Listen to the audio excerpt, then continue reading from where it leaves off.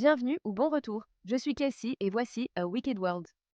L'histoire que j'ai à vous raconter aujourd'hui concerne une petite fille qui a été retirée à sa mère à plusieurs reprises en raison de négligence, mais qui a également été rendue à sa mère à plusieurs reprises. Ceci est l'histoire de Kingsley Welty.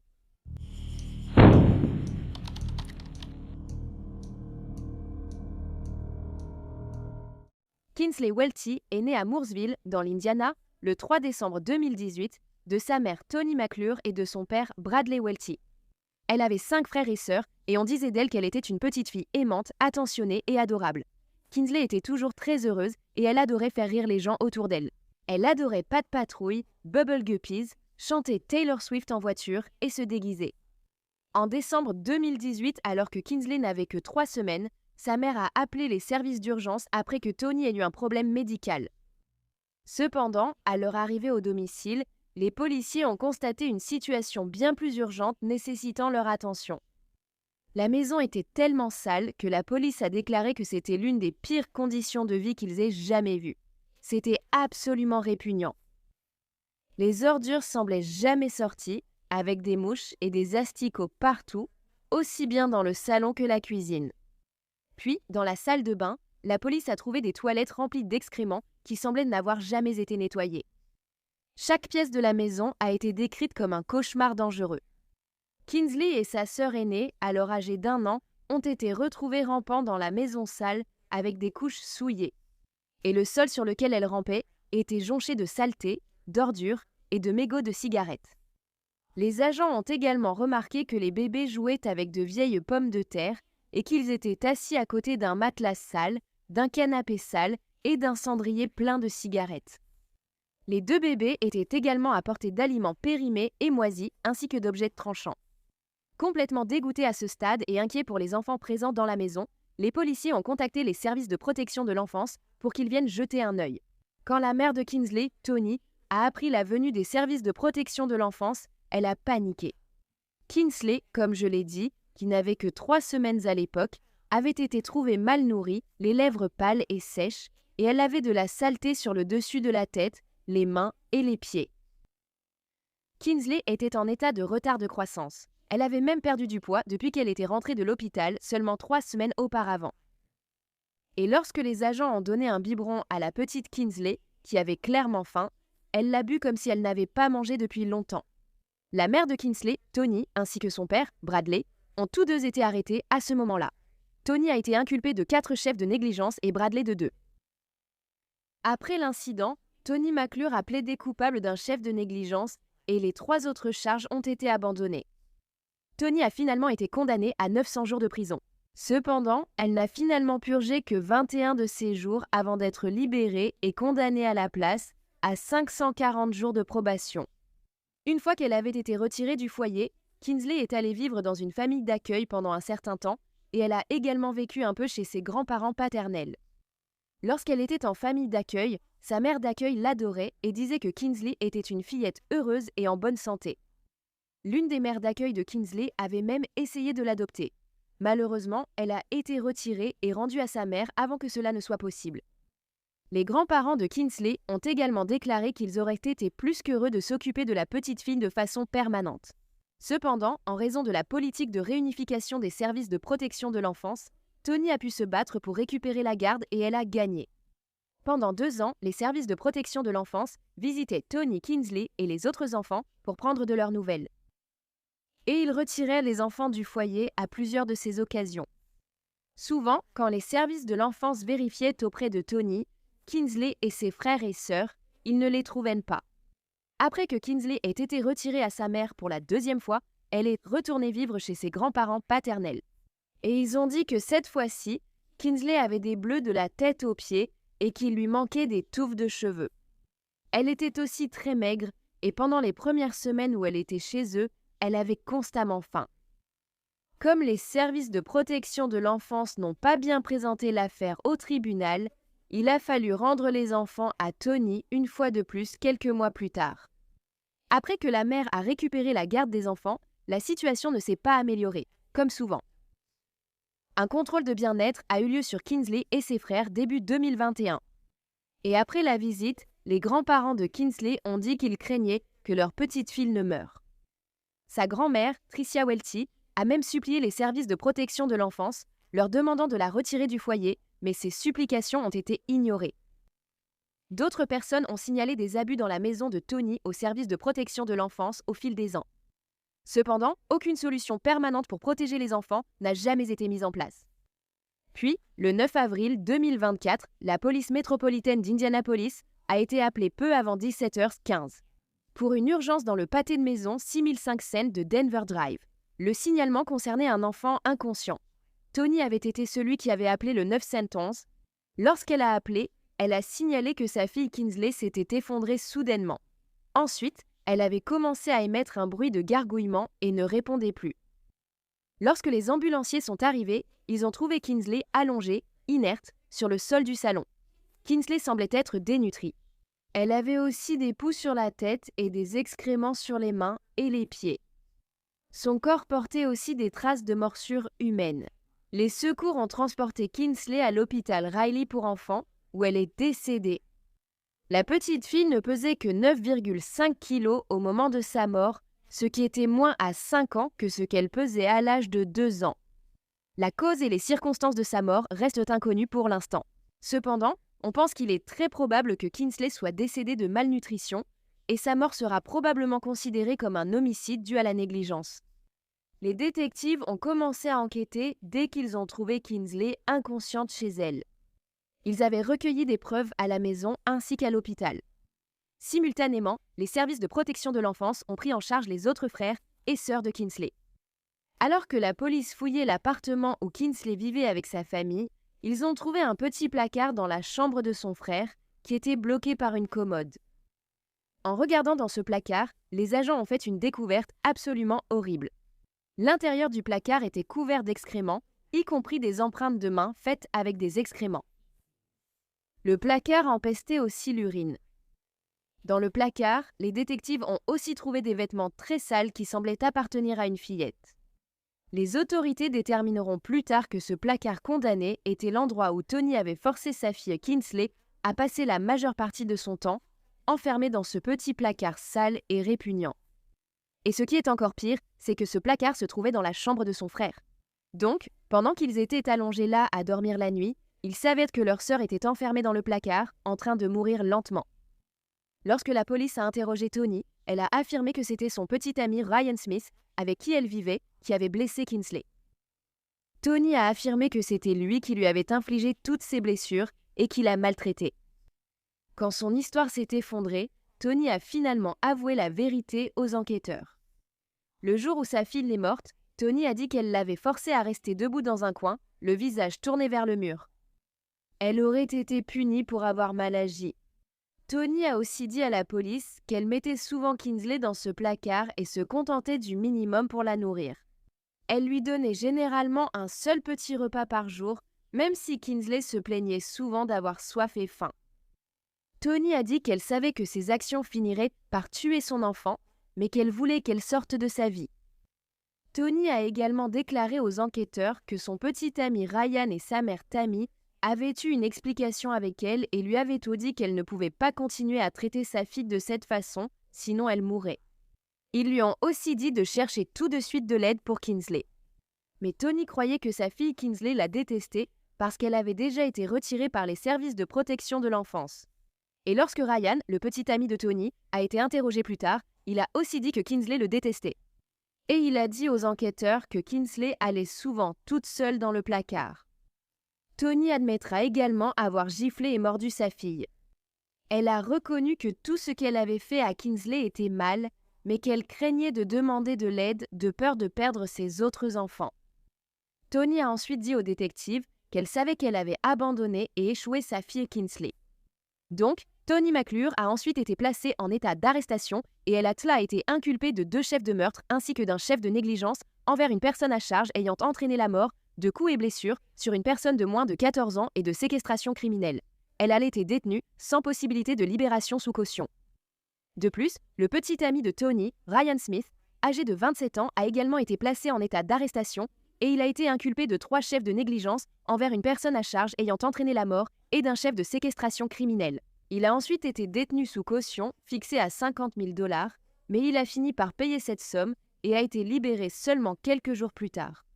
Son arrestation est survenue après qu'il a admis à la police que Kingsley avait été en grande partie confiné dans ce placard depuis Thanksgiving 2023 Seattle.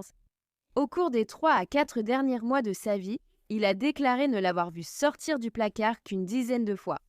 Mais il avait trop peur de demander de l'aide parce qu'il aimait Toni et ne voulait pas qu'elle perde ses autres enfants. Lorsque les autorités ont parlé avec les frères de Kingsley, âgés de 4 et 6 ans, ils ont dit que Kingsley passait la plupart de son temps dans le placard de leur chambre parce qu'elle se comportait constamment mal. Les autorités ont également découvert que Kingsley était allé avec sa mère Toni à 2 fêtes de famille les 7 et 8 avril. Dès leur arrivée, la grand-mère de Kingsley, Tammy, demandait toujours à la petite fille d'aller dans un coin car elle avait des ennuis. Et Kingsley restait là pendant plusieurs heures, y compris le 8 avril pendant l'éclipse. Alors, les détectives voulaient aussi parler avec la grand-mère de Kingsley, Tammy Halsey. Elle surveillait souvent la fillette et a confirmé aux détectives que Kingsley passait la plupart de ses journées dans le placard infesté d'excréments. Tammy a dit qu'en février 2024, sa fille Toni lui avait dit que sa petite fille était enfermée dans ce placard la majeure partie de la journée, tous les jours, mais elle n'avait rien fait. Tammy a ensuite dit que quelques semaines plus tard, à la mi-mars, elle était retournée chez sa fille et avait remarqué que Kingsley était encore une fois dans le placard. Elle en a parlé à Toni, mais rien n'a été fait. La grand-mère a ensuite ajouté qu'elle savait que ce que Toni faisait à sa petite fille était mal et qu'elle savait que Kingsley se détériorait rapidement.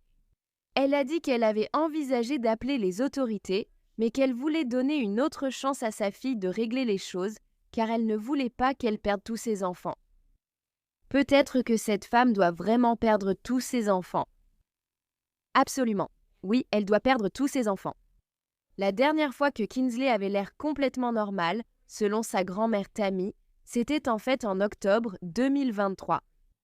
Mais Tammy n'était pas si innocente elle-même dans les mauvais traitements infligés à Kingsley, car l'été précédent, elle l'avait en fait gardé chez elle pendant quelques semaines. Tammy a reconnu avoir attaché Kingsley au lit avec du ruban adhésif pour l'empêcher de sortir du lit la nuit chercher de la nourriture dans la cuisine. Tammy a également admis qu'elle n'avait jamais aidé les services de protection de l'enfance à localiser sa fille Toni lorsqu'ils la cherchaient pour faire des contrôles. Elle a fait preuve de négligence volontaire dans la mort de sa petite fille et a aussi participé au mauvais traitement. Tammy a dit qu'elle savait qu'elle méritait n'importe quelle punition qu'elle recevrait parce qu'elle n'avait pas aidé Kingsley. Elle a ensuite été arrêtée le 12 avril et détenue sous caution de 26 000 $. Et il s'avère qu'un jour avant la mort de Kingsley, les services de protection de l'enfance étaient en fait venus au domicile pour vérifier l'état du nouveau-né de la famille, car il avait été testé positif au THC, le principal composé présent dans la marijuana. Mais apparemment, ils ne devaient même pas savoir que Kingsley était là. Je suppose qu'elle était dans le placard. Cependant, les services de protection de l'enfance auraient dû savoir que Toni avait un autre enfant et demander où elle était. Mais ils ne l'ont pas fait. Le procureur du comté de Marion a annoncé qu'il demanderait la réclusion à perpétuité sans possibilité de libération conditionnelle pour Toni. C'était en raison de l'âge de Kingsley. Et du fait que sa vie avait été marquée par la torture en vivant dans ce placard. Et maintenant, sa famille veut qu'ils améliorent leur politique de réunification en disant « Kingsley était encore une autre enfant qui a été abandonnée par les services de protection de l'enfance. La sécurité de l'enfant devrait être la priorité. Il ne devrait pas s'agir de le rendre à son parent si cette personne n'est pas apte. Ils l'ont laissé tomber. » Voici les propos des grands-parents paternels de Kingsley.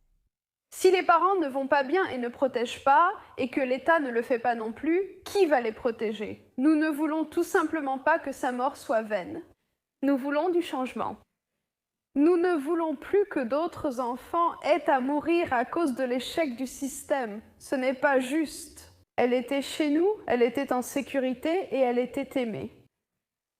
Et elle a été rendue à son agresseur et elle n'est plus là. Quand elle est revenue la deuxième fois, elle était couverte de bleu. Il lui manquait des touffes de cheveux sur toute la tête. Et on lui a donné ça. Elle avait déjà tenté de la laisser mourir de faim à 3 semaines.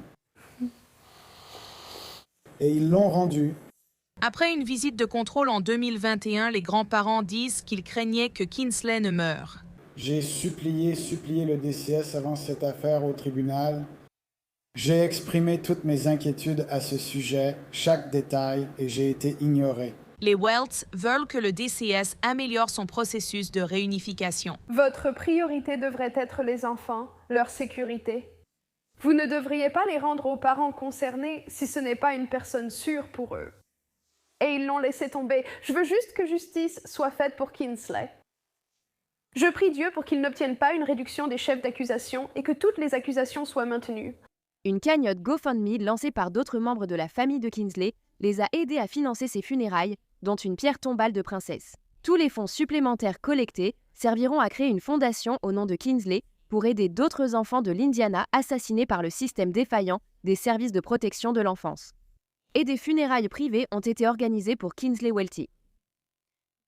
En novembre 2025, le père de Kinsley et son grand-père paternel, Brian Welty, qui avait temporairement sa garde.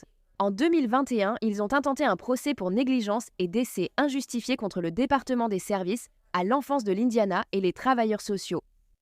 La plainte affirme que le DCS a reçu 6 signalements concernant la négligence et la malnutrition de Kinsley entre le moment où elle a été rendue à sa mère en 2021 et le moment de son décès. 2 autres appels avaient été passés concernant les frères et sœurs de Kinsley, mais à chaque fois, l'agence n'avait pas réussi à protéger ou à retirer la petite fille ou ses frères et sœurs. En fait, chaque signalement avait été clôturé sans qu'une assistante sociale ne voie jamais Kinsley en personne. Lorsque Kinsley a été replacée chez nous en 2021, elle était couverte d'ecchymose de la tête aux pieds. Des empreintes de mains évidentes sur sa poitrine, son ventre, ses bras, ses jambes, là où elle avait été maintenue de force. Il y avait plusieurs zones sur sa tête où ses cheveux avaient été arrachés. Partout sur sa tête, son visage était couvert d'ecchymose. Elle avait une cicatrice à la lèvre. Quand elle est arrivée chez nous, elle était très renfermée. Elle ne voulait avoir aucune interaction avec qui que ce soit. Et il m'a fallu beaucoup de temps pour que cette fille me fasse confiance. Elle a finalement eu confiance en moi. Nous avons eu une merveilleuse relation pendant sa présence. Je crois c'est à ce moment-là qu'elle a réellement ressenti l'amour pour la première fois. C'était chez moi. Mais ce n'est que mon avis. Elle a développé une très belle relation avec ma femme. C'était tellement incroyable. Et le jour où la DCS l'a reprise a été le jour le plus difficile que j'ai jamais vécu dans ma vie, sachant où elle allait avec l'escalade des événements qui s'étaient produits au cours des 5 dernières années. Et c'est ce dont j'ai parlé avec la DCS, que c'était juste Il n'y avait qu'une seule trajectoire, il n'y en avait qu'une. Elle en voulait à Kinsley. Mais ce n'est pas la seule chose qui s'est passée. Elle avait 5 frères et sœurs qui ont tout vu. Ils restaient tranquilles parce qu'ils savaient ce qui leur arriverait, car ils avaient vu ce qui était arrivé à leur sœur. En décembre 2025, Ryan Smith, âgé de 28 ans, a plaidé coupable d'un chef d'accusation de négligence envers une personne à charge ayant entraîné la mort. Dans le cadre de son accord de plaidoyer, 2 chefs d'accusation de négligence envers une personne à charge ayant entraîné la mort et un chef d'accusation de séquestration ayant entraîné des blessures graves ont été abandonnés. Il doit également témoigner contre Tony lors de son procès. La grand-mère de Kinsley, Tammy Halsey, accusée comme Ryan, a aussi reçu et accepté un accord de plaidoyer en décembre. Tammy et Ryan doivent tous les deux être condamnés en juin. Cependant, ils ont accepté une peine de 20 ans de prison lorsqu'ils ont signé leurs accords de plaidoyer. En février 2026, les accusations contre Tony McClure ont été modifiées pour indiquer qu'elle maltraitait Kinsley depuis plus longtemps qu'on ne le pensait initialement. Alors qu'on pensait à l'origine que Tony avait commencé à faire du mal à sa fille et à l'enfermer dans le placard en novembre 2023, on sait maintenant que cela a en réalité commencé en mai 2021. Une recherche sur le compte Facebook de Tony a révélé des messages qu'elle avait envoyés à sa mère datant de 2022. Dans ces messages, elles qualifient Kingsley de maléfique et de démon. Elles font également référence au placard verrouillé où la petite fille était enfermée et parlent de situations où elle a réussi à s'en échapper. En mai 2020, Tony a dit à sa mère que Kingsley s'était échappé et Tammy lui a dit de mettre quelque chose devant la porte pour qu'elle ne puisse pas la pousser. Dans un autre message datant d'environ 1 an plus tard, Tony dit à Tammy qu'elle a trouvé Kingsley assise près du canapé. Tammy a écrit « Tu ne l'avais pas ligoté ?» Tony répond « Oui, je l'ai fait. Elle s'est libérée. » Ce à quoi Tammy a dit « Mince, fais-le plus serré. » Il y avait d'autres messages qui faisaient référence au fait d'attacher et de scotcher Kingsley, ainsi que des messages concernant la petite fille qui urinait par terre et se faisait punir. À l'heure actuelle, le procès de Tony McClure a été reporté jusqu'en juin 2026. Les procureurs ont demandé la réclusion à perpétuité sans libération conditionnelle. Le 12 mai 2026, la loi Kingsley a été signée. Elle exige que les travailleurs sociaux du DCS rendent visite en personne à un enfant dans les 30 jours précédant toute clôture du dossier ou toute fin de prise en charge.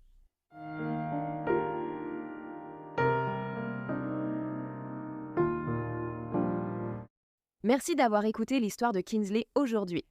C'est tellement frustrant que les services de protection de l'enfance soient tellement focalisés sur la réunification, même si ce n'est clairement pas dans le meilleur intérêt de l'enfant. La mère de Kingsley, Tony, a eu de nombreuses occasions de bien s'occuper de ses enfants, mais elle a continué d'échouer. Et les services de protection de l'enfance ont continué d'échouer en rendant ses enfants à leur mère encore et encore. Alors, si vous aimez les histoires criminelles et que vous voulez m'entendre les raconter, n'oubliez pas de cliquer sur le bouton s'abonner ci-dessous et d'activer les notifications pour savoir quand je publie une nouvelle vidéo, ce qui arrive environ 2 fois par semaine. Merci d'avoir regardé Un Monde Maléfique aujourd'hui. À la prochaine, prenez soin de vous. Salut! Merci à tous les mécènes d'Un Monde Maléfique. Maintenant, il y a encore plus de contenu d'Un Monde Maléfique sur Patreon. Alors allez voir sur patreon.com/un monde maléfique ou utilisez l'application Patreon. Vous accéderez chaque mois à des vidéos exclusives et plus encore. Tout soutien aide vraiment à s'assurer que les victimes ne soient jamais oubliées et à mettre en lumière les failles de la société associées à chaque affaire. Avez-vous une suggestion d'histoire que vous aimeriez me voir traiter ? Si oui, envoyez-moi un email à awickedworld@gmail.com.